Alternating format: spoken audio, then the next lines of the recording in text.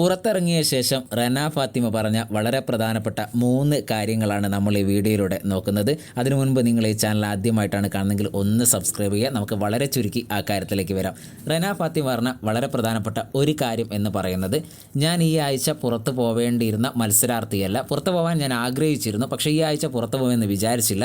എന്നേക്കാൾ മുന്നേ പുറത്ത് പോവേണ്ട മത്സരാർത്ഥി അവിടെ ഉണ്ടായിരുന്നു. സാബുമേനെ കുറിച്ചായിരിക്കും റന ഫാത്തിമ അങ്ങനെ പറഞ്ഞിട്ടുണ്ടാകുക. കാരണം സാബുമേൻ അത്ര ആക്റ്റീവ് അല്ല. റന ഫാത്തിമ അത്യാവശ്യം നല്ല ഗെയിമൊക്കെ കളിച്ച് നല്ല ആക്റ്റീവായ ഒരു മത്സരാർത്ഥിയാണ്. ഇതിൻ്റെ അടിസ്ഥാനത്തിലായിരിക്കും റന ഫാത്തിമ ഇങ്ങനെ ഒരു സ്റ്റേറ്റ്മെൻറ്റ് പറഞ്ഞിട്ടുണ്ടാവുക. രണ്ടാമത്തെ കാര്യം, അവിടുത്തെ സൗഹൃദത്തെക്കുറിച്ച് പറയുന്നുണ്ട്. അവിടെ ബിന്നി, ജിസൈൽ, ആര്യൻ, നൂറ, അക്ബർ, അനു ഇവരൊക്കെ ആയിട്ട് നല്ല സൗഹൃദത്തിൽ തന്നെയാണ്.